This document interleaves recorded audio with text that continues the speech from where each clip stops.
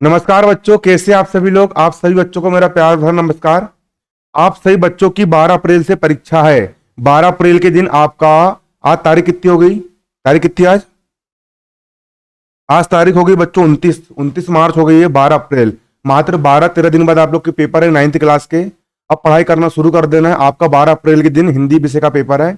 मैं आज आपको हिंदी पढ़ाने वाला हूं ताकि आप लोग परीक्षा में अच्छे से अच्छा स्कोर कर पाओ, तो उनमें से अच्छे से अच्छा आप रिजल्ट लेकर के आ पाओ। तो हिंदी का जो प्रश्न बैंक आया है आपका कक्षा 9 क्लास 9th का, एमपी बोर्ड के जितने भी बच्चे हैं उन सभी का जो हिंदी विषय का जो प्रश्न बैंक आया है, कौन से विषय का? हिंदी विषय का। क्लास 9 का हिंदी विषय का प्रश्न बैंक, कौन से विषय का? हिंदी विषय का आपका प्रश्न बैंक जो आया है, जो प्रश्न बैंक आया है वो प्रश्न बैंक है मैं आप लोग को पूरा पढ़ाने वाला हूँ। आज मैं आप लोग को क्या पढ़ाने वाला हूँ? आज मैं आप लोग को कक्षा 9 का हिंदी विषय का प्रश्न बैंक में पढ़ाने वाला हूँ। देखिए आपको निबंध जो है, निबंध पढ़ाने वाला हूं। आपको निबंध लेखन कुल 10 नंबर का आएगा। 10 अंक का यहां पर आपको निबंध बन करके आएगा। आप देख सकते हो ब्लूप्रिंट किस प्रकार से दिया है कि जो निबंध है 100 नंबर का आपका हिंदी का पेपर होगा। 100 नंबर का आपका हिंदी का पेपर होगा। 100 नंबर में से निबंध जो आएगा आपको कुल 10 अंक का आएगा। कुल 10 नंबर का आपका निबंध आएगा। निबंध के 2 क्वेश्चन रहेंगे। पहला क्वेश्चन रहेगा 7 नंबर का। किसी एक विषय पर आपको 200 से 250 शब्दों में निबंध लिखना है। किसी एक विषय में आपको 200 से 250 शब्दों में यहां पर आपको निबंध लिखना है। और यहां पर आपको दूसरा क्वेश्चन रहेगा, यहां पर आपका 3 नंबर का रहेगा। किसी अन्य विषय की रूपरेखा यहां पर आपको लिखने के लिए आएगी। परीक्षा में इस प्रकार से यहां पर आपके अंक बटे हुए हैं। अब देखिए परीक्षा उपयोगी निबंध, कौन कौन से निबंध मोस्ट इंपोर्टेंट है? सबसे ज्यादा इंपोर्टेंट निबंध है आपके विज्ञान के चमत्कार। विज्ञान का मतलब होता है साइंस। विज्ञान को हम क्या बोलते हैं? साइंस बोलते हैं। देखो बच्चों, आप सोचो मैं यहां छिंदवाड़ा जिले में बैठ करके यहां पर मैं पढ़ा रहा हूं, और आप पूरे मध्य प्रदेश के जितने भी बच्चे हैं जो मुझसे पढ़ रहे हैं, आप लोगों के पास मोबाइल में जाकर के वीडियो मिल जा रहा है और आप लोग इससे पढ़ाई कर ले रहे हो। ये किसकी देन है? ये विज्ञान की देन है। तो विज्ञान के चमत्कार पर हमको निबंध लिखना है। आज से 300 साल पहले किसी ने सोचा नहीं था कि इंसान के पास गाड़ी रहेगी और मात्र 4-5 घंटे में, 2-3 घंटे में वो इंसान दूर दूर की यात्रा कर लेगा। पहले इंसान को नाना घर जाने में बैलगाड़ी में बैठ के जाते थे, और बैलगाड़ी में बैठ करके जब नाना गांव जाते थे तो उनको 4-5 दिन लग जाते थे। तो जितना भी तुम्हारी लाइट जल रही, सब कुछ हो रहा है, सब किसकी देन है? विज्ञान की देन है। विज्ञान ने सड़क लेकर के आया। विज्ञान ने गंभीर से बहुत, विज्ञान के चमत्कार का निबंध मोस्ट इंपोर्टेंट है। पेपर में हर साल आता है, और हो सकता है कि इस साल आपको कोरोना वायरस पर निबंध लिखने के लिए आ जाए। और निबंध उतने कठिन नहीं होते हैं। विज्ञान के बारे में अपन को पता है, हम मैसेज भेज सकते हैं, मोबाइल में वीडियो गेम्स खेल सकते हैं, हम ये कर सकते हैं। आपको जिसे आप दूसरे व्यक्ति को बोल के बताते हो ना, वैसे आपको वहां पे लिख करके आना है। लिख लोगे आराम से, आपको अच्छे नंबर मिल जाएंगे। क्या रखा उसमें? समाचार पत्र हो गया, विद्यार्थी जीवन का निबंध हो गया, पुस्तकालय का महत्व हो गया, साहित्य और समाज हो गया, मेरा प्रिय खेल, आपको कौन सा खेल पसंद है, गिल्ली डंडा, हॉकी, है ना, राष्ट्रीय पर्व हो गया। राष्ट्रीय पर्व क्या होते हैं? पर्व 2 प्रकार के होते हैं। एक होते हैं धार्मिक पर्व, जैसे कि दशहरा हो गया, होली हो गई, दिवाली हो गई, धार्मिक पर्व होते हैं। और राष्ट्रीय पर्व में आते हैं स्वतंत्रता दिवस, गणतंत्र दिवस, गांधी जयंती, सब होते हैं आपके कौन से? राष्ट्रीय पर्व। जल ही जीवन है, पानी के बारे में लिखना कि बिना पानी के बिना हम क्या क्या कुछ नहीं कर सकते। ये सब आपको निबंध लिखने के लिए आते हैं। अब विज्ञान के चमत्कार के निबंध देख लीजिए। अब यहां पर देखिए, आपको सबसे पहले निबंध आप जब कभी भी लिखते हो, सबसे पहले आपको हेडिंग डालना पड़ता है। जैसे मान चलो विद्यार्थी जीवन, तो यहां पर आपको हेडिंग डालना पड़ेगा इस प्रकार से, विद्यार्थी जीवन। फिर यहां पर आपको उसकी रूपरेखा लिखना पड़ेगा। आपको कम से कम 6 से 7 पॉइंट लिखना पड़ेगा। पहला, विद्यार्थी जीवन का महत्व। विद्यार्थी जीवन होना बहुत जरूरी है। विद्यार्थी का मतलब होता है कि हमको कुछ ना कुछ सीखते रहना है। सीखना जन्म से लेकर के मृत्यु तक चलते रहता है। सीखना एक ऐसी प्रक्रिया है जो जन्म से लेकर के मृत्यु तक चलते रहती है। इंसान मरते दम तक हर चीज सीखते रहता है। इसलिए दिमाग का ढक्कन खुला रखना चाहिए, और जिससे जो सीखने को मिल जाए वो सीखना चाहिए। एक छोटे बच्चे से जो ज्ञान मिल रहा था वो ज्ञान को ले लो, हो सकता है कि वो ज्ञान तुमको आगे चल के बहुत काम पड़े। विद्यार्थी के लक्षण कौन कौन से होते हैं? काक चेष्टो वको ध्यानी, मतलब कि एक जो विद्यार्थी होता है उसको कौए की तरह चतुर होना चाहिए, है ना, और कुत्ते की तरह सोने वाला। कुत्ता कैसे सोता है? रात में उसको जगा तुरंत उठ जाता है। ऐसा नहीं टांग पसार के सो रहा है, ऐसा नहीं। कुत्ते की तरह सोने वाला होना। हंस की तरह ध्यान केंद्रित करने वाला। कोई काम में अगर ध्यान लगा दिए तो ऐसा ध्यान लगा करके काम करो कि विद्यार्थी इसी को बोलते हैं कि ऐसा ध्यान लगा के काम करो कि कोई फेल ना कर पाए। पूरा कॉन्सेंट्रेशन के साथ काम करो, पूरा फोकस होना चाहिए कि अपन एक बार में कोई भी चीज सीख जाए, है कि नहीं। आधुनिक विद्यार्थी का जीवन। आजकल के विद्यार्थी कैसे हो गए? हुक्का लगा रहे, ये कर रहे, सब जिंदगी बर्बाद कर दी है, मजाक नहीं कर रहा हूं। तुमको अपनी जिंदगी बनाना है, सब फालतू काम छोड़ो, पढ़ाई लिखाई करो। अनुशासनहीनता के कारण आजकल के बच्चे लोग अनुशासनहीन हो गए। माँ सब लोग कोई कुछ बोलते रहते हैं, जो उनको ज्ञान दे रहा है। ऐसे विद्यार्थी बता रहा हूँ, माँ सब लोग को कुछ फर्क नहीं पड़ता है। माँ सब लोग को क्या, उनको तो पेमेंट मिल रही है। लेकिन जो बता रहा हूं, जो शिष्य अपने गुरु का आदर नहीं करता है ना, मैं लिख करके दे रहा हूं, वो शिष्य जीवन में कभी तरक्की नहीं कर सकता। डॉक्टर एपीजे अब्दुल कलाम साहब जब अपनी लाइब्रेरी में जाते थे तो चप्पल उतार के अंदर जाते थे, क्योंकि उनके प्रति श्रद्धा होती है। श्रद्धा होनी चाहिए। श्रद्धा मतलब कि हमारे अंदर भावना होनी चाहिए कि यार कि ये व्यक्ति हमें कुछ सिखा सकता है। जब आप वो दिल से मानोगे, जब एक पत्थर की मूर्ति पर इंसान श्रद्धा कर लेता है ना, तो पत्थर की मूर्ति तक भगवान बन जाती है और उसकी मन्नत पूरी हो जाती है। इसलिए श्रद्धा करना चाहिए। अगर आपको किसी से कुछ भी चीज सीखना है तो आपके मन में उसके प्रति श्रद्धा होना चाहिए, तभी आप जीवन में कुछ सीख पाओगे, नहीं तो कुछ नहीं सीख पाओगे। अनुशासनहीनता के कारण उपसंहार हो गया है ना। समाचार पत्रों पर आज रूपरेखा आपकी 3 नंबर, यदि आप इस प्रकार से पूरी रूपरेखा लिख दोगे, जरूरी नहीं है कि यहां पर जो लिखा है आपको वही लिखना है, आप अपने मन से भी लिख करके आ सकते हो और आपको यहां पर 3 नंबर मिल जाएगा। अगला आपका समाचार पत्रों का महत्व। समाचार पत्र का मतलब होता है न्यूज़पेपर। अब न्यूज़पेपर अपन रोज दिन पढ़ते, क्या क्या महत्व है भैया? न्यूज़पेपर से हमको देश विदेश की खबरें मिल जाती है, जे मिल जाता है, वो मिल जाता है, फलाना फक्कड़ सब कुछ मिल जाता है, आप लिख सकते हो, है ना कि नहीं। यहाँ पर आपको प्रस्तावना हो गया, समाचार पत्र का अर्थ हो गया, समाचार पत्र का जन्म कैसे हुआ, समाचार पत्रों के रूप कितने प्रकार के होते हैं, समाचार पत्र का महत्व, समाचार पत्रों से हानियां, उपसंहार, कई प्रकार के यहाँ पर आप इसको लिख सकते हो समाचार पत्र के बारे में। आपको 3 नंबर मिलेगा इतना लिखने का। कितना नंबर मिलेगा आपको? 3 नंबर यहाँ पर मिलेगा। अगला है पर्यावरण प्रदूषण, इसकी भी आपको आएगी। पर्यावरण प्रदूषण प्रस्तावना। पर्यावरण प्रदूषण मतलब कि पर्यावरण में गंदगी फैलाना, है ना, इस प्रकार से। पुस्तकालय का महत्व, प्रस्तावना, पुस्तकालय का स्वरूप, पुस्तकालय का महत्व। पुस्तकालय का मतलब होता है लाइब्रेरी, एक ऐसा रूम रहता है जहां पर पूरी किताबें ही किताबें रखी होती है, उसको हम पुस्तकालय बोलते हैं ना। पुस्तकालय से लाभ, उपसंहार। अगला है राष्ट्रीय पर्व, प्रस्तावना। राष्ट्रीय पर्व का अर्थ धार्मिक पर्व, मतलब धार्मिक त्योहार और राष्ट्रीय त्योहार में अंतर। प्रमुख राष्ट्रीय पर्व कौन कौन से होते हैं, राष्ट्रीय पर्व का आयोजन, राष्ट्रीय पर्व से लाभ, उपसंहार। इस प्रकार से भी यहां पर आप इसको लिख सकते हो। इतने सारे यहां पर आपके दिए गए हैं। अब विज्ञान के चमत्कार, ये पूरी आपको रूपरेखा याद करना पड़ेगा। विज्ञान के चमत्कार के पॉइंट, प्रस्तावना, फिर प्रस्तावना के बाद विज्ञान वरदान के रूप में। विज्ञान एक प्रकार का वरदान है। सोचिए, देखो विज्ञान नहीं होता अपन कपड़े कैसे हाथ से करना पड़ता, चक्की में आटा पीसना पड़ता है ना कि नहीं। आजकल मशीन आ गई तो कच कच कच कच बिल्कुल आटा पीस जाता है। ये विज्ञान की देन है। ये मोस्ट इंपोर्टेंट निबंध है, ये आपको लिख करके आना है।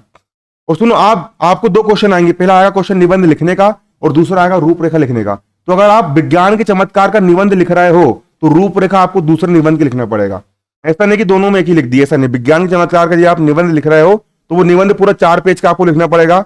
200 से 250 शब्दों में आपको लिख करके आना पड़ेगा पेपर में, और बाकी बचा हुआ भी आपको लिखना पड़ेगा। विविध क्षेत्रों में विज्ञान, चिकित्सा के क्षेत्र में विज्ञान कैसा है? आजकल के समय भैया सोनोग्राफी होने लगा है ना। एक्सरे के द्वारा हम टूटी हड्डी का पता लगा सकते हैं।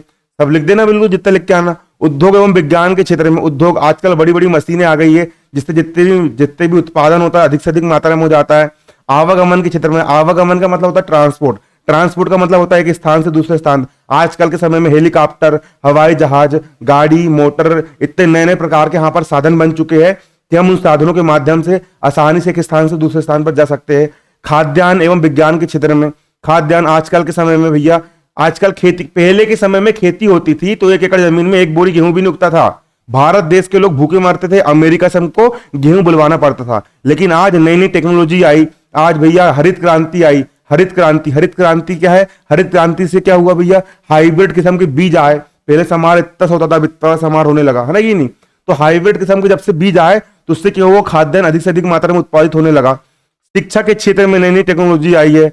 भवन निर्माण के क्षेत्र में, पहले इंसान भवन निर्माण करते थे, बहुत सालों लग जाते थे, और आजकल बहुत सारे आ गए हैं। संचार के क्षेत्र में, संसार का मतलब होता है कम्युनिकेशन। आज के समय में कोई इंसान कहां मर रहा है तुरंत खबर फैल जाती है। पहले के समय में क्या होता था? पहले के समय में राजा महाराजा भैया कोई न्यूज पहुंचाना है, एक स्थान से दूसरे स्थान तक कोई खबर पहुंचाना है, घोड़े में बैठ के एक राजदूत जाता था कुदरुक कुदरुक करके, और वो खबर दे करके आता था। 4-5 दिन वही में लग जाता है आने जाने में। और आजकल क्या है? व्हाट्सएप में एक मैसेज पहुंचाया, रट से गया उसके पास, उधर से रिप्लाई खटाक से आया, है ना कि नहीं। ऐसा हो रहा है आजकल। लेकिन व्हाट्सएप कम से कम चलाओ बेटा, पेपर आ गया क्योंकि, है ना। अब देखिए यहाँ पर साहित्य और समाज, ये पूरे आपको याद करना है, पूरी याद करना है आपको। साहित्य और समाज, साहित्य प्रस्तावना, साहित्य और समाज का संबंध हो गया, साहित्य समाज का समाज पर प्रभाव, साहित्य का समाज उत्थान में योगदान, उपसंहार। मेरा प्रिय खेल, आपका प्रिय खेल कौन सा? कबड्डी।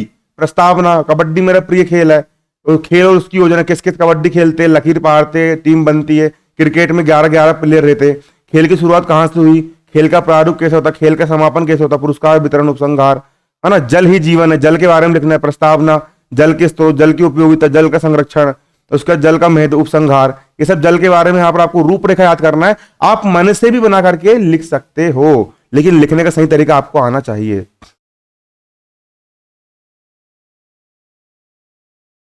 और विज्ञान के चमत्कार का आपको निबंध अच्छे से याद करना है। किसका निबंध याद करना है? विज्ञान के चमत्कार का आपको निबंध अच्छे से याद करना है ना? विज्ञान के चमत्कार का निबंध अच्छे से याद करना है। कितने निबंध दिए देखो, विज्ञान के चमत्कार याद कर लेना जी, बस आता है विज्ञान के चमत्कार ढंग से याद कर लेना, उसी में आपको पूरा बन जाएगा। विज्ञान के चमत्कार 200 से 250 शब्दों में लिखना पड़ेगा। मतलब कि आपको हिंदी का पेपर बहुत बड़ा आता है, 3 घंटे में 35-40 पेज लिखना पड़ता है, इसलिए लिखने की हैबिट बिल्कुल तेज डालना, बिल्कुल बिल्कुल सट सट हाथ चलाना, बिल्कुल राइटिंग के चक्कर में मत रहने, तुम निपट जाओगे। विज्ञान के चमत्कार के ऊपर आपको निबंध लिखना पड़ेगा, विज्ञान के चमत्कार के ऊपर आपको निबंध लिखना पड़ेगा। तो विज्ञान के चमत्कार का यहाँ पर मैं निबंध आपको बता देता हूँ। चलो निबंध में आपको लास्ट में बताऊंगा, अभी इसको हम देख लेते हैं। अब देखिए यहाँ पर आपको पेपर में और क्या आने वाला है। आपका जो 100 नंबर का जो हिंदी का पेपर है, आपका जो 100 नंबर का जो काय का पेपर है, हिंदी का पेपर है, हिंदी का जो आपको 100 नंबर का पेपर है, उसमें से 5 नंबर का आपको अपठित गद्यांश आता है। अपठित गद्यांश का मतलब ये होता है कि आपको एक पैराग्राफ दिया रहेगा, कुछ लिखा हुआ आपको एक लेटर दिया रहेगा, पैराग्राफ दिया रहेगा, अनुच्छेद दिया रहेगा, और नीचे कुछ प्रश्न दिए जाएंगे। उन प्रश्नों के उत्तर आपको उसी गद्यांश में से ढूंढ कर लिखना है। इसको हम बोलते हैं अपठित गद्यांश। से 5 नंबर का आएगा आपको। ये कितने नंबर का आएगा? आपको 5 नंबर का बन करके आएगा। जैसे कि यहां पर देखो एक गद्यांश यहां पर ये दिया है, चलो देखते हैं हम इसको ढूंढ करके लिखेंगे। पहला गद्यांश क्या है? अगर मनुष्य में कर्तव्य बोध नहीं है। कर्तव्य बोध का मतलब जो होता है कि अब जिम्मेदारी लेने की भावना होनी चाहिए इंसान के अंदर। भैया जिम्मेदार बनना पड़ेगा कि भाई कर्तव्य बोध, हमें अपने कर्तव्य का ज्ञान होना चाहिए कि भैया हम बड़े हो गए हैं, हमारा कुछ कर्तव्य बनता है कि हमको पैसे कमाना है, हमको पढ़ाई करना है, हमको समाज के लिए कुछ करना है, हमको देश के लिए, परिवार के लिए, अपने गांव के लिए कुछ ऐसा करके दिखाना है कि जो आज तक कोई नहीं कर पाया है ना। कर्तव्य बोध होना चाहिए कि हमारी कोई जिम्मेदारी बनती है। नहीं तो आलसी टट्टू लोग कैसे होते, जो गंवार लोग होते हैं, उनको जिनके अंदर कर्तव्य का कोई ज्ञान नहीं होता, वो धरती पर बोझ के समान होते हैं। इसलिए कर्तव्य का ज्ञान आपके अंदर होना चाहिए। जिसके यदि अगर मनुष्य में कर्तव्य बोध नहीं है तो वह उच्च पद प्राप्त करके भी समाज के सापेक्ष असफल ही कहा जाएगा। कर्तव्य बोध होना चाहिए। कई लोग होते हैं कि भाई पैसा तो खूब कमा लेते हैं लेकिन समाज के लिए कुछ नहीं करते। आप खूब पैसे कमाओ, रतन टाटा ने बताऊं, रतन टाटा बता रहा हूं, मिनटों का, एक एक सेकंड का वो लाखों करोड़ों रुपए कमाते हैं, एक सेकंड का।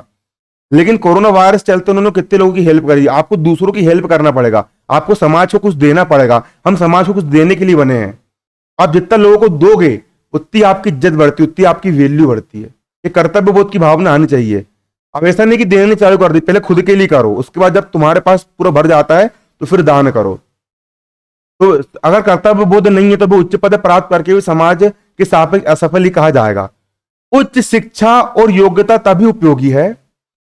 आपने खूब पढ़ाई कर लिए, आपने खूब पढ़ाई कर ली, खूब ज्ञान हासिल कर लिए, लेकिन तुमको अगर इतना कर्तव्य नहीं है कि भैया तुम्हारे घर में कोई बीमार है और तुम मतलब कि उसको इलाज करवाने के लिए तुम उसको पैसे नहीं दे रहे हो, तुम्हारी पढ़ाई लिखाई कोई काम की नहीं। कई लोग को देखा मैंने, माँ बाप ने खूब पढ़ा, खूब पढ़ा, खूब पढ़ा है, लंदन चल गए और लंदन जाने के बाद उनके इधर माँ बाप मर गए, अंतिम संस्कार में तक नहीं आया कि हमारे पास टाइम नहीं है, नहीं कि नहीं, माँ बाप की लाश सड़ी सड़ी पड़ रही वहां पे।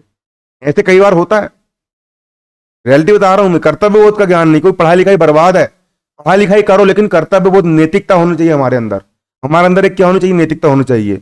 उच्च शिक्षा और योग्यता, योग्यता तभी उपयोगी है जब व्यक्ति समाज के हित में, समाज के लिए कुछ करे, है ना, समाज के लिए कुछ करे। कोई दुखी व्यक्ति मिले, कोई भैया कोई निराश व्यक्ति मिले तो उसका हौसला बढ़ाओ। कभी किसी के बारे में बुरा मत सोचो, लोगों के लिए अच्छे से अच्छा करो और राष्ट्र के हित में उसका उपयोग करे। कर्तव्य बोध की भावना से परिपूर्ण व्यक्ति अपने उत्तरदायित्व के निर्वहन में खरे उतरते हैं। आपके अंदर कर्तव्य बोध की भावना होनी चाहिए। सचमुच में ऐसे व्यक्ति सही अर्थ में राष्ट्र सेवक होते हैं। हमको देश के सेवक बनना है। तो कई लोग को देखा, कई अफसर पुलिस वाले बन जाते हैं और बिल्कुल और गरीब लोग को सताते रहते हैं, है ना, और पैसे खाते रहते हैं। भाई ये सब बेवकूफी है। ये कर्तव्यबोध का ज्ञान होना चाहिए। एक शिक्षक कितना ही विद्वान क्यों ना हो, एक शिक्षक कितना ही विद्वान क्यों ना हो, अगर उसमें अपने विद्यार्थियों के प्रति कर्तव्य बोध ना हो तो वह कभी भी राष्ट्र निर्माता नहीं हो सकता है। एक शिक्षक जो होता है, जैसे कि मैं यहाँ पर मैं शिक्षक हूं, अगर मेरे अंदर आप लोगों के प्रति कर्तव्य बोध की भावना रहेगी और मैं अगर पूरी ईमानदारी के साथ आपको सही चीज पढ़ाऊंगा और है ना, ये मायने नहीं रखता कि शिक्षक के अंदर ज्ञान कितना है, बल्कि मायने ये रखता है कि शिक्षक विद्यार्थियों के प्रति कितना निष्ठावान है, कितनी ईमानदारी और कितनी लगन से उनको सही सच्ची राह दिखाता है। उसको हम सही मायने में शिक्षक बोलते हैं। मैं शिक्षक हूं, मैं हमेशा आपको सही रास्ता दिखाता हूं, इसलिए आप लोग मुझे मतलब कितना लाइक करते हो और मैं भी आप लोग को बहुत लाइक करता हूं, है ना कि नहीं। आई लव यू टू मेरे विद्यार्थी हो, है ना कि नहीं। आप बच्चे लोग को तो आई लव यू बोलना बनता है ना कि नहीं। देखिए ना, शिक्षक क्या हो सकता, शिक्षक एक प्रकार का राष्ट्र निर्माता होता है, देश का निर्माण करने वाला होता है। अब ये यहां से लेके यहां तक हमको ये गद्यांश दिया गया है। अब नीचे कुछ प्रश्न दिए गए हैं और इन प्रश्नों के उत्तर आपको इसी में से ढूंढ करके लिखना है। पहला, उपयुक्त गद्यांश का शीर्षक क्या है। उसका शीर्षक मतलब कि जैसे कि एक 3 घंटे की पिक्चर होती है, उसका अपन को एक नाम दे देते हैं। उसी प्रकार हमने जो इतना पैराग्राफ पढ़े हैं, इसका उचित शीर्षक क्या है। तो इसका उचित शीर्षक है कर्तव्य बोध। अगर इसको एक शब्द में कहा जाए तो किसके ऊपर लिखा गया है, ये कर्तव्य बोध। इसका उत्तर आएगा गद्यांश का उपयुक्त शीर्षक है कर्तव्य बोध। कुछ नहीं बच्चों, आपको यहां से ढूंढ के लिखना पड़ेगा, है ना, आराम से लिख सकते हो। उपयुक्त गद्यांश का सारांश लिखिए। सारांश का मतलब होता है समरी के रूप में लिखना, छोटा करके लिखना। आप कहीं से घूम फिर करके आए, आप घर में आकर के उसको 2 शब्दों में बोल देते हो कि मैं यहां घूमने के लिए गया था। उसी प्रकार इतने बड़े गद्यांश को आपको छोटा करके लिखना है। तो सारांश हम ऐसे लिख सकते हैं, देखिए सारांश मतलब समरी, छोटा करके उसको लिखना पड़ता है। सारांश देखिए हम किस प्रकार लिख सकते हैं। सारांश लिखने का तरीका देखिए, सारांश हम इस प्रकार लिख सकते हैं। सारांश, कर्तव्य बोध से युक्त व्यक्ति ही समाज और राष्ट्र के लिए उपयोगी है। ऐसे व्यक्ति सही अर्थ में राष्ट्र सेवक होते हैं। एक शिक्षक विद्वान होते हुए कर्तव्य बोध के अभाव में राष्ट्र निर्माता नहीं बन सकता। आप इस प्रकार से लिख सकते हो। अगला यहाँ पर आपका अगला क्वेश्चन है, उच्च शिक्षा और योग्यता कब उपयोगी है। उच्च शिक्षा और योग्यता तभी उपयोगी है जब वे समाज और राष्ट्र के लिए उपयोग की जा सके। आपके अंदर खूब ज्ञान है, आपके अंदर खूब योग्यता है, लेकिन वो योग्यता अगर दूसरों के काम नहीं आ पा रही है ना, तो आपका जीवन कोई काम का नहीं है कि नहीं। इसलिए आपके अंदर जो वैल्यू है वो दूसरों तक आना चाहिए। मेरे अंदर खूब ज्ञान है, खूब ज्ञान है, खूब ज्ञान है, लेकिन मैं अगर अपना ज्ञान आप लोगों के साथ बांटूंगा नहीं तो मेरा ज्ञान कोई काम का नहीं है। इसलिए मैं खुलकर ज्ञान बांटता हूं। मैं सोचता हूं कि मेरा 10वीं क्लास में 90% था, तो मेरे बच्चों का 90 से ज्यादा परसेंट बने। मैं बता रहा हूं दोस्तों, मैंने उम्ब्रेट का रिकॉर्ड तोड़ा था। उम्ब्रेट में मात्र 83% हाईएस्ट गया था। लेकिन मैंने एक बार ठान लिया था कि अमन भाई तो कुछ भी करके बस रिकॉर्ड तोड़ के दिखाना है। और जब मैंने रिकॉर्ड तोड़ा था अपने गांव का, तो भी मेरा 90% बन करके आया था। अगला गद्यांश यहां पर आप देख लीजिए। अगला गद्यांश यहां पर आप देख लीजिए। गद्यांश यहां पर हमारा क्या बोल रहा है, देखिए गद्यांश बोल रहा है, स्वस्थ शरीर के साथ ही स्वस्थ मनोरंजन भी मनुष्य के आवश्यक है। आपका जो शरीर है, शरीर स्वस्थ होना बहुत जरूरी है। आप मुझे बताओ बच्चों, अगर आपको एक सर्दी जुकाम भी हो जाता है तो आप पढ़ाई नहीं कर पाते हो कि नहीं कर पाते हो। आपको अगर तेज बुखार आ जाता है तो आप पढ़ाई नहीं कर पाते हो। तो अगर इंसान को अपने जीवन में कितना ही बड़ा पद हासिल करना है, अगर आपको बड़ा से बड़ा आदमी बनना है, अगर आपको बड़ा आदमी बनना है, तो सबसे पहले आपका शरीर स्वस्थ होना बहुत जरूरी है, क्योंकि स्वस्थ शरीर में ही स्वस्थ दिमाग का निवास करता है। इसलिए शरीर पर ध्यान देना बहुत ज्यादा जरूरी है। जितने भी बड़े बड़े जो अरबपति खरबपति लोग हैं, आपको पता जो अमेज़न कंपनी है ना, अमेज़न कंपनी जो सामान आता है उसका मालिक दुनिया का सबसे अमीर आदमी जेफ बेजोस। ये सब एक्सरसाइज करते, किताबें पढ़ते ये लोग। वॉरेन बफेट पूरे श्रीलंका, पाकिस्तान, कम से कम 15 देश के पास जितना पैसा नहीं है, उससे कई गुना ज्यादा पैसा खाली एक अकेले आदमी के पास है। उसका नाम है वॉरेन बफेट। ये सब लोग अपने बॉडी पे ध्यान देते हैं। ये लोग डेली कम से कम 24 घंटे में से 1 घंटे आप लोग को एक्सरसाइज करने के लिए निकालना चाहिए। लेकिन अभी पढ़ाई कर लो, बाद में करना एक्सरसाइज, है ना। स्वस्थ शरीर के साथ ही स्वस्थ मनोरंजन, और मनोरंजन होना भी बहुत जरूरी है, क्योंकि मनोरंजन दोस्तों के साथ मिलना जुलना भी बहुत जरूरी है समय के साथ साथ, है ना, भी मनुष्य के लिए आवश्यक है। खेल ऐसी क्रिया है, खेलना बहुत जरूरी है। आजकल तो यार खेल बस मोबाइल में वीडियो गेम खेल रहा है। दोस्तों जब हम छोटे थे ना, जब हम छोटे थे, हम गिल्ली डंडा, कबड्डी, चेन, छीनी, रेडी, खो खो, लुकनी डीप, जब हम गेम खेलते थे तो गेम खेलने में हमको इतना मजा आता था कि जितना मजा आजकल मोबाइल चलाने में नहीं आता। वो दिन भी पता नहीं कहां चलेगा। खेलने से ब्लड सर्कुलेशन बढ़ता है, खेलने से माइंड क्रिएटिव बनता है। अब देखते हैं अगर हमारे दोस्त वगैरह इकट्ठे होंगे तब क्रिकेट खेलना हम भी शुरू करते हैं अब। लेकिन अभी आप लोग को खेलना नहीं, आप लोग को पेपर है, गर्मी में खेलना आप लोग ना। अपन गद्यांश को उत्तर ढूंढ रहा है। खेल एक ऐसी क्रिया है जिससे ना केवल शरीर का विकास होता है अपितु मनोरंजन भी होता है। खेलना बहुत जरूरी है। यही कारण है कि सभ्यता के आदिकाल से ही मानव समाज में खेलों का प्रचलन रहा है। आज से 50,000 वर्ष पूर्व मानव सभ्यता दर्शाने वाले भित्ति चित्र की प्राचीन गुफाओं में देखने को मिले। जो प्राचीन जो गुफाएं होती है वहां पर चित्र वगैरह बने होते हैं, उसमें देखने को मिलते हैं। भारतीय खेलों की सबसे बड़ी विशेषता यह है कि इन्हें बिना किसी खर्च के खेला जा सकता है। भारत देश के जो खेल होते हैं उनको बिना किसी खर्च के खेल सकते हैं। इन खेलों में कबड्डी, खो खो आदि प्रसिद्ध है। प्रसन्नता की बात है कि कबड्डी और खो खो को अभी तक अंतरराष्ट्रीय स्तर पर खेला जा चुका। कुश्ती खेलो कुश्ती। अब इसका शीर्षक क्या है? इसका शीर्षक है खेल और मनोरंजन। अब कुछ प्रश्न जो कि हमको इसी में से ढूंढ करके लिखना है, ये 5 नंबर का रहेगा आपका। देखो, उपयुक्त गद्यांश को उचित शीर्षक लिखिए। तो उपयुक्त गद्यांश को उचित शीर्षक है आपका खेलों का महत्व। खेलों का महत्व आपका गद्यांश को उचित शीर्षक है। भारतीय खेलों की सबसे बड़ी विशेषता क्या है? इसका आंसर है भारतीय। गद्यांश से ढूंढ के लिखना है। भारतीय खेलों की सबसे बड़ी विशेषता यहां पर विशेषता यह है कि इन्हें बिना किसी खर्च के खेला जा सकता है। उपयुक्त गद्यांश का सारांश लिखिए। सारांश का मतलब तो समरी, छोटे करके लिखना है। खेलों के द्वारा न केवल मनोरंजन होता है बल्कि शरीर भी स्वस्थ रहता है। यही कारण है कि आदिकाल से ही खेलों की परंपरा रही है। इसी क्रम में भारतीय खेल जैसे कि कबड्डी, खो खो आदि को बिना किसी खर्च के भी खेला जा सकता है। प्रसन्नता की बात यह है कि इन खेलों को अंतर्राष्ट्रीय स्तर पर भी मान्यता प्राप्त हो चुकी है। आप यहां पर देख सकते हैं।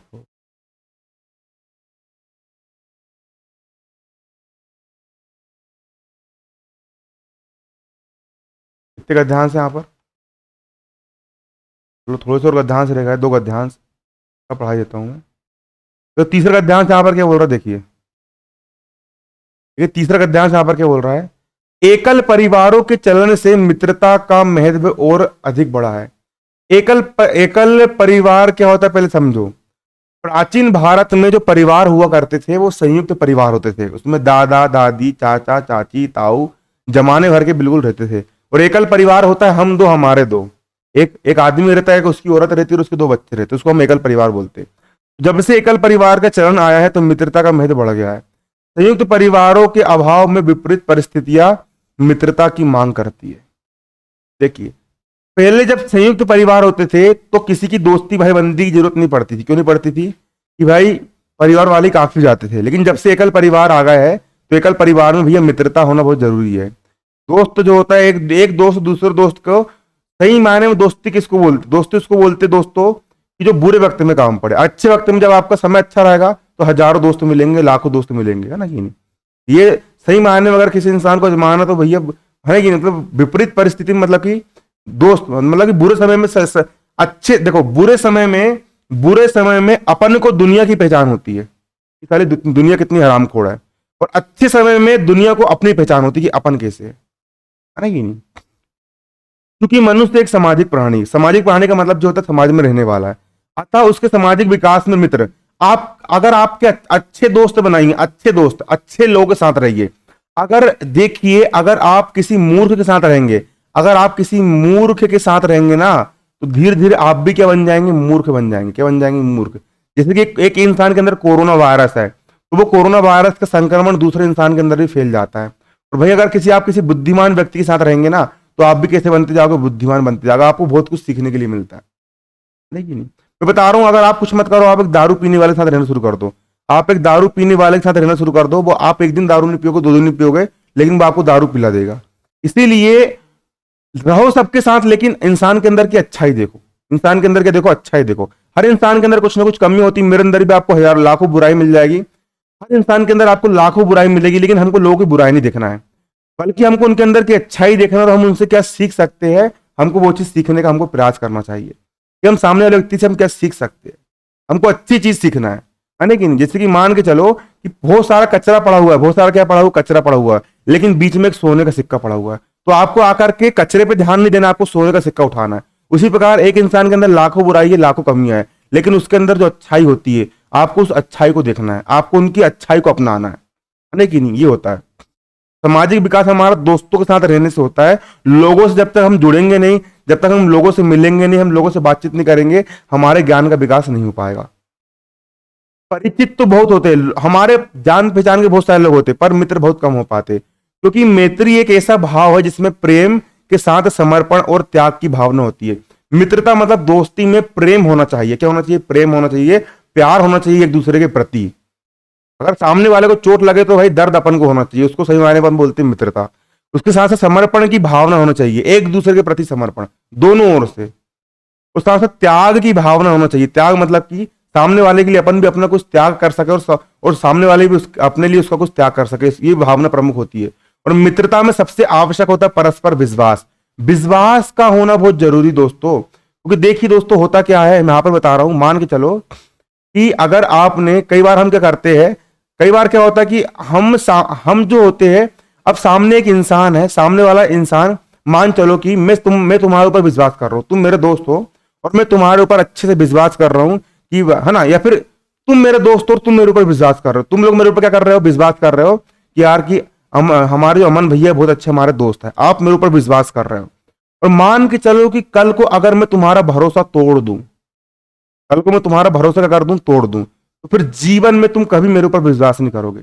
इसलिए सबसे बड़ी चीज होती है ईमानदारी। जो इंसान ईमानदार है वो लाखों के करोड़ों करोड़ों रुपए भी कमा सकता है। कैसे कमा सकता है? जैसे कि एक इंसान की दुकान है, सामने वाला इंसान आया उसके पास, उसने बोला भैया मेरे को मोबाइल दो। मोबाइल की कीमत कितनी है? 17,000 रुपए है। और उसने उस गरीब इंसान को मोबाइल बेच दिया कितने रुपए में? 20,000 रुपए में बेच दिया।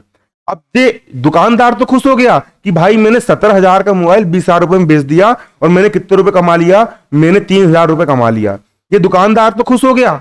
लेकिन जब वो ग्राहक वापस जाएगा और उसको लोग बोलेंगे कि यार भाई तेको तो इंसान ने चूतिया बना दिया, तेको इंसान ने बेवकूफ बना दिया, तो वो व्यक्ति फिर दोबारा जिंदगी में तुम्हारी दुकान नहीं आने वाला।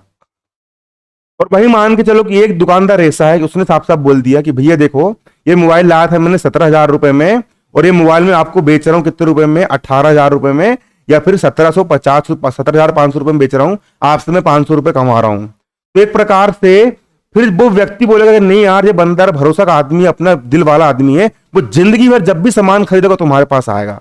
इसलिए बिजनेस में एक ही चीज मायने रखती है कि आपके पास कितने ग्राहक आ रहा है वो वैल्यू नहीं करता, बल्कि आपके पास अगर एक ग्राहक आता है तो वो दोबारा आपके पास आता है कि नहीं आता है, ये मायने रखता है इसमें, बिजनेस में, है ना कि नहीं। बड़ी बड़ी जो किताबें होती है वो किताबें भी यही बोलती है।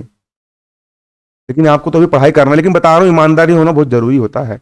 अब देखिए यहां पर उपयुक्त गद्यांश का उपयुक्त शीर्षक क्या है, तो देखिए गद्यांश का शीर्षक क्या? गद्यांश का शीर्षक आपका है मित्रता का महत्व। ये हमारे गद्यांश का शीर्षक, गद्यांश का शीर्षक यहाँ पर हमारा क्या है? मित्रता का महत्व। दूसरा, मित्रता का महत्व अब क्यों बढ़ गया है?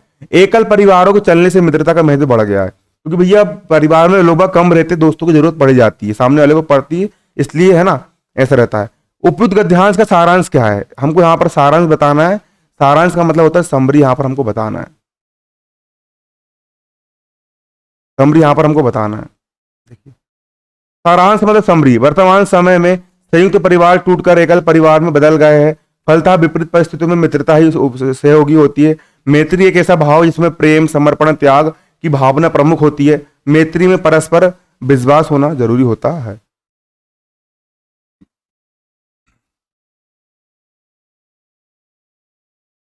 अगला देखिए, अगला गद्यांश यहाँ पर हमारा क्या? अगला गद्यांश यहाँ पर हमारा है, देखिए ये गद्यांश यहाँ पर हमको पढ़ना है। ये गद्यांश क्या है? विद्यार्थियों में अनुशासनहीनता। अब अनुशासन किसको बोलते हैं? चाहे विद्यार्थी हो या कोई आम आदमी हो, अनुशासन का मतलब जो होता है कि हमको हमारा काम करना है, मतलब करना है, और पूरी ईमानदारी और पूरे फोकस के साथ करना है, उसी को हम अनुशासन बोलते हैं। जैसे कि मैं यहाँ पर आप लोग को पढ़ा रहा हूं तो मुझे पूरी ईमानदारी के साथ मुझे पढ़ाना पड़ेगा, उसी को हम क्या बोलेंगे? अनुशासन बोलेंगे। विद्यार्थियों में अनुशासनहीनता, लेकिन आजकल के विद्यार्थियों में अनुशासन बिल्कुल नहीं पाया जा रहा है। कि कथित समस्या का समाधान एक ही प्रकार से हो सकता है कि उन्हें जीवन की जिम्मेदारियों का अनुभव कराया जाए कि जिंदगी आसान नहीं होती दोस्त, जिंदगी आसान नहीं होती है। आप लोग क्या समझ रहे हो? आप लोग की उम्र अभी है ना, आप लोग की अभी क्या है, आप लोग की अभी जो उम्र है, आप लोग की जो अभी उम्र है, आप लोग की जो उम्र है, आप देख सकते हो अनुशासनहीनता। अनुशासन देखो क्या बोला मैंने, जो एक प्रकार का जो विद्यार्थी होता है, आप लोग को अपनी जिम्मेदारी का अनुभव होना बहुत जरूरी है। जिम्मेदारी का मतलब क्या होता है कि जिंदगी जो होती है, जिंदगी आसान नहीं होती है। अभी आप लोग किस पर डिपेंड हो, अभी आप लोग अपने घर वालों पर डिपेंड हो, अभी आप लोग अपने माँ बाप पे डिपेंड हो, आप लोग पढ़ाई कर रहे हो, अभी आप किस पे डिपेंड हो, माँ बाप पे डिपेंड हो। लेकिन एक समय ऐसा आएगा कि जो आपकी शादी जाएगी, फिर एक समय ऐसा आएगा कि आपके माँ बाप एक समय बाद आप लोग को, आप लोग की हेल्प करना बंद कर देंगे।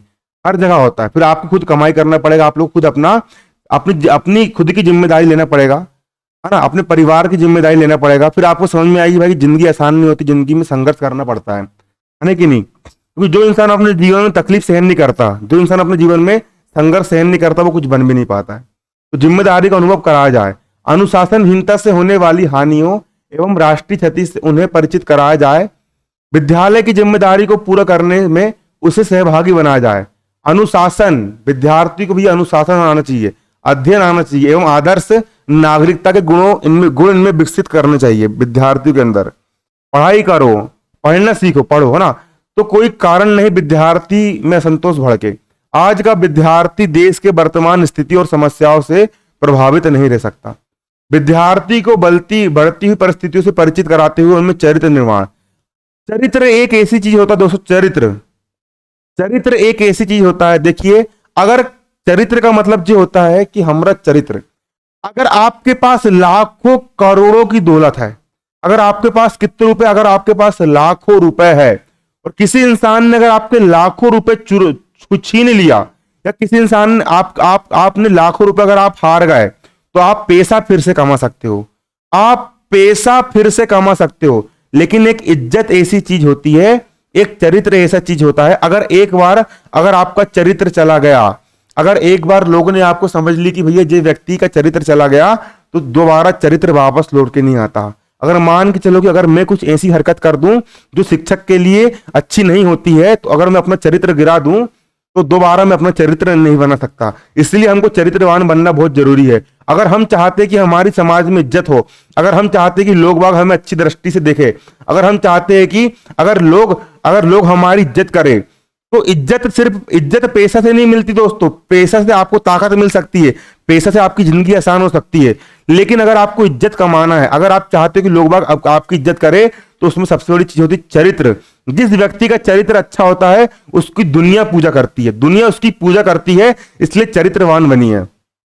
चरित्र निर्माण, हमेशा उदार रहिए, अपने आपको 30 मार खान मत समझो, उदार रहो, त्याग की भावना रखो अपने अंदर, सेवा का लाभ, विनम्रता पूर्वक लोगों से बात करो, अपने घमंड में चूर मत रहो। आदि गुणों से विभूषित किया जाए तो अनुशासनहीनता अपने आप समाप्त हो जाएगी। ये बात होती है। अब देखिए उपयुक्त गद्यांश के यहाँ पर शीर्षक क्या है, यहाँ पर आप देख सकते हो। उपयुक्त गद्यांश के यहाँ पर हमारा शीर्षक क्या है, देखिए, अनुशासनहीनता की समस्या। दूसरा, विद्यार्थी में अनुशासनहीनता को दूर करने को उपाय लिखिए। जीवन की जिम्मेदारी का अनुभव कराकर अनुशासनहीनता को दूर किया जा सकता है। उपयुक्त गद्यांश का सारांश क्या? सारांश, विद्यार्थी को जीवन की जिम्मेदारी को अनुभव करवाकर एवं विद्यालय का दायित्व सौंप कर अनुशासन की समस्या का समाधान कर सकते हैं। आदर्श नागरिक के गुणों को विकसित कर उदारता, त्याग, सेवा आदि का, ये सब आपको यहाँ पर लिखना है, उसी में ढूंढ करके, है ना। तो अपीठ गद्यांश यहाँ पर हमारे पूरे समाप्त हो चुके हैं। अब यहाँ पर हम गद्य खंड वगैरह यहाँ पर हम देखेंगे बहुत सारी चीज। धन्यवाद, जय हिंद, जय भारत। अगला वीडियो जल्दी आएगा आप लोग के लिए।